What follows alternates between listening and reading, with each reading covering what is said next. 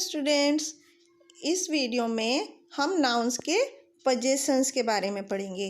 Possession मतलब क्या होता है? बिलोंगिंग्स, कि कोई भी चीज़, जो कोई भी नाउन है, कोई पर्सन है या कोई थिंग है, कोई एनिमल है, वो किस तरह से रिलेटेड है, मतलब किसकी है वो चीज़। ये जिस वर्ड से पता चलता है उसे पजेसिव नाउन बोलते हैं।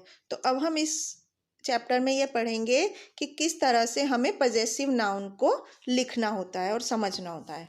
तो पजेशन मीन्स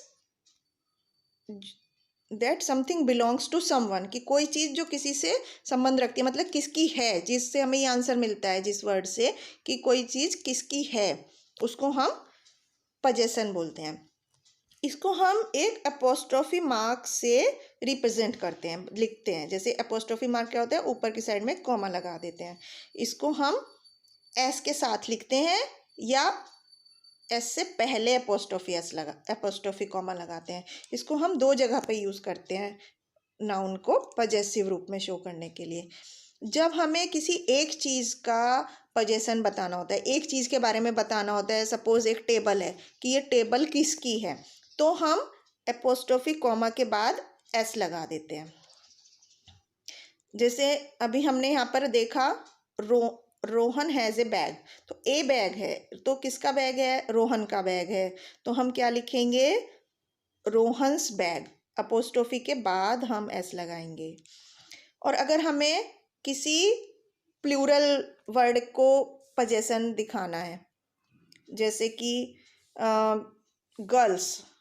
गर्ल्स कॉलेज या the college where the girls study, तो गर्ल्स का हमें बताना है इसको पजेशन में किस तरह लिखेंगे, तो हम गर्ल्स एस के बाद एपोस्ट्रोफी लगाएंगे इस तरह। तो इस तरह हमने समझा कि जब सिंगुलर नाउन के बारे में पजेशन बताना होता है तो एपोस्ट्रोफी कोमा एस से पहले लगाया जाता है, और जब प्लूरल नाउन का बताना होता है तो एस के बाद हम एपोस्ट्रोफी लगाते हैं प्लूरल वर्ड में। तो अब हम इसके बारे में थोड़ा एग्जाम्पल देखते हैं। जैसे first example, look at dash shoes. अब शूज़ क्या है? वरुण क्या है?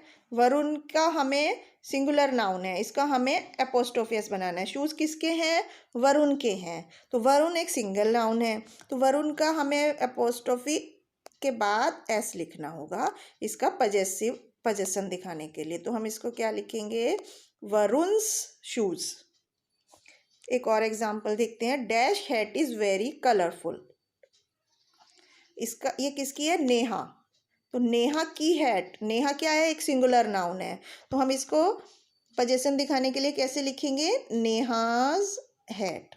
तो नेहा के बाद एपोस्ट्रोफी लगाकर हम एस लिखेंगे, तो Neha's hat is very colourful. अब हम नेक्स्ट पढ़ते हैं, the dash nest has 2 eggs। Bird क्या है? सिंगुलर नाउन, इसको भी हमें क्या बनाना पड़ेगा? एपोस्ट्रोफी कोमा एस के पहले लगाना है, एपोस्ट्रोफी के बाद हमें एस लिखना है। तो इस तरह से हम सिंगुलर नाउन का एपोस्ट्रोफी लगाकर फिर एस लिखते हैं। अब हम कुछ और सेंटेंस देखते हैं, the bat of the boy. तो बैट ऑफ द बॉय मतलब क्या हो गया? ये बैट किसका है? बॉय का है। तो हमें कैसे लिखना है एपोस्ट्रोफी लगा के? Boys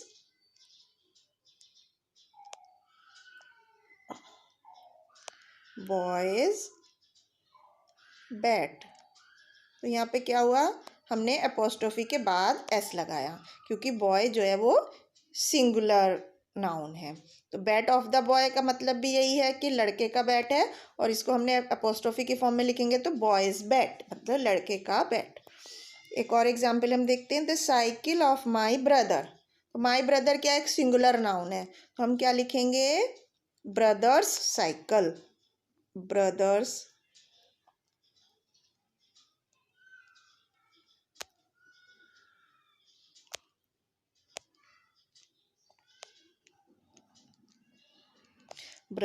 cycle. तो इस तरह से हम पजेशन नाउन को रिप्रेजेंट करते हैं। अब हम कुछ और एग्जाम्पल्स देखते हैं। The books of the principal, तो इसको हम क्या लिखेंगे? प्रिंसिपल्स बुक्स, क्योंकि प्रिंसिपल सिंगुलर नाउन है।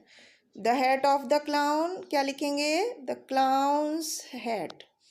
The list of the members, अब मेंबर्स क्या है? प्लूरल वर्ड है और एस से एंड हो रहा है, तो इसके बाद हमें सिर्फ एपोस्ट्रोफी लगाना है। The palace of the king, king क्या है? एक सिंगुलर नाम है, तो इसके बाद हम क्या लिखेंगे? Kings palace. Books for children, children, books for children, किसकी बुक है? चिल्ड्रन की। चिल्ड्रन क्या है? प्लूरल नाउन है लेकिन एस से ख़त्म नहीं हो रहा है, तो इसलिए इसमें हम सिंगुलर नाउन जैसे ही लिखते हैं, एपोस्ट्रोफी के बाद एस लगाते हैं। The trunk of the elephant, elephant क्या है? सिंगुलर नाउन है, तो एलिफेंट्स, एपोस्ट्रोफी के बाद एस लिखेंगे, elephant's trunk. Ornaments of the ladies, ladies plural word है, इसलिए हम इसके बाद सिर्फ एस एपोस्ट्रोफी लगाएंगे क्योंकि ये एस से ख़त्म हो रहा है। क्लोथ्स ऑफ वुमेन, तो हम क्या लिखेंगे? वुमेन एक प्लूरल वर्ड है लेकिन ये एस से एंड नहीं हो रहा है, इसलिए इसके बाद एपोस्ट्रोफी के बाद हम एस लगाएंगे।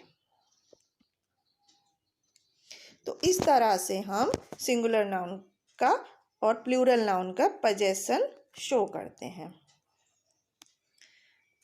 अब हम कुछ और सेंटेंस देखते हैं। फेदर ऑफ द बर्ड्स, इसको हम क्या लिखेंगे? बर्ड्स फेदर, क्योंकि बर्ड्स प्लूरल वर्ड है और एस से एंड हो रहा है, इसलिए इसके बाद में यहाँ पर ये एपोस्ट्रोफी लगाया है। नेक्स्ट है स्पोर्ट्स ऑफ द लेपर्ड, तो लेपर्ड्स स्पोर्ट्स, तो हम यहाँ पर एपोस्ट्रोफी के बाद एस लगाएंगे। इस तरह से हम सिंगुलर और प्लूरल नाउन का पजेशन दिखाते हैं अपने सेंटेंस में। हम कुछ और एग्जाम्पल्स देखते हैं।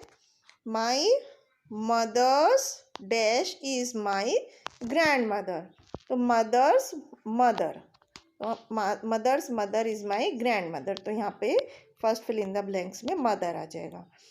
Next, my mother's dash is my grandfather, mother के फादर, तो यहाँ पर मदर्स फादर मतलब मदर के फादर जो होते हैं मेरे ग्रैंडफादर हैं, ग्रैंडफादर है। Next, my father's dash is my aunt, my father's sister, यहाँ पे थर्ड नंबर में सिस्टर आ जाएगा, मेरे पापा की बहन। तो इस तरह से हम सिंगुलर और प्लूरल नाउन में पजेशन को समझते हैं कि कोई सी चीज़ किसकी है, जिस वर्ड से हमें ये पता चलता है। जैसे मदर्स, मदर्स मतलब मम्मी की, फादर्स, फादर्स मतलब पापा की। तो इस तरह से जो वर्ड हमें ये बताते हैं कि किसकी है, जो नाउन है उसके बाद यूज़ किया जा रहा है वो किसका है, उन्हें हम पजेसिव नाउन बोलते हैं।